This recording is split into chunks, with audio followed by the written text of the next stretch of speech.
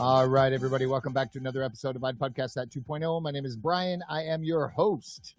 And today I'm going to take a step back and get a little raw with you guys because I was having a cup of coffee one morning. And that first 5 minutes of my morning, when I wake up and I brew a cup of coffee and I go outside and that cool morning crisp Southern California air hits me and I'm sipping that coffee is just that's my just perfect time of the day.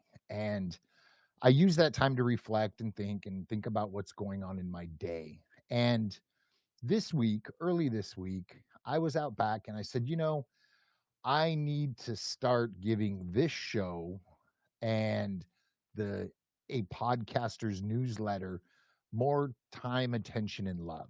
I put it out there.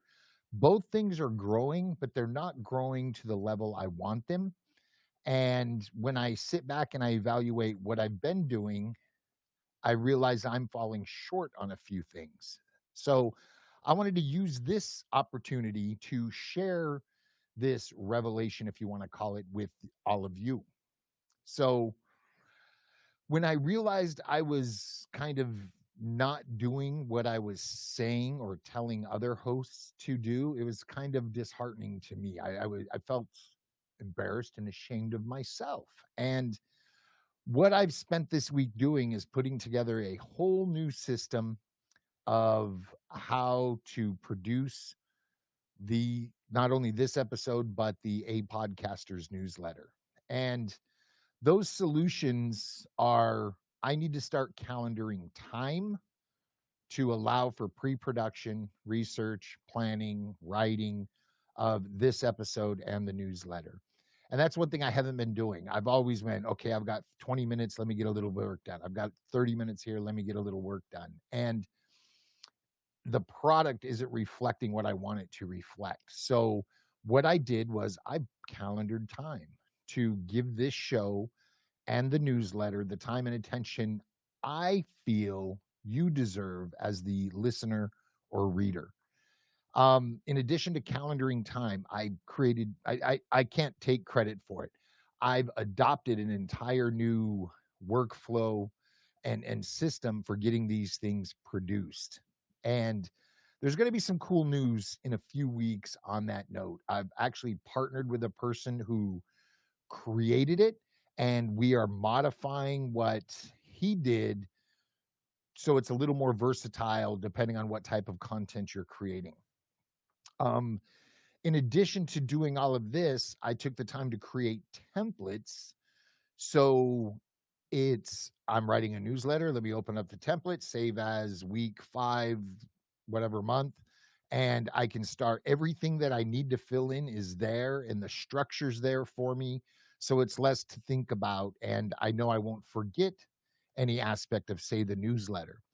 On the podcast side of the house, every task, when I say new episode, every task that needs to be accomplished is there. And as long as I touch every single one of them and move them through the creation process from idea to in pre-production to ready, then you're going to see a much better product. And I'm really excited about not only this episode, but the episodes to come. As long as I continue to use them, which I'm sure I will, because I took a considerable amount of time to create them, you're going to see a much better product.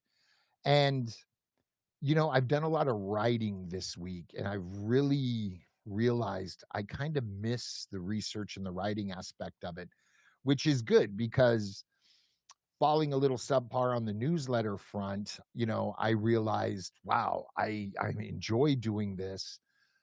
I need to calendar time so I can do this as well. So I'm really, really stoked for that. And not only in addition to adopting a new system and writing templates and setting everything up for success, I also took the time to set goals, not only for the podcast, but for the newsletter, as far as growth, as far as open rate, click rate, unsubscribe rate. And I'm going to be excited to share with you maybe in 6-9 months how it's going. having those goals and having a system to account for the metrics that are being received via the analytics is going to be kind of the proof. Am I doing a good enough job to accomplish the goals I want? And feedback from you, the listener and or reader of the newsletter. So I'm really super excited about that.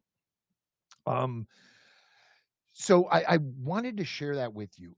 Pre-production, I was listening to a podcast. Let me back up. I was listening to a show, and somebody said you need to spend as much time marketing your show as you do recording your show.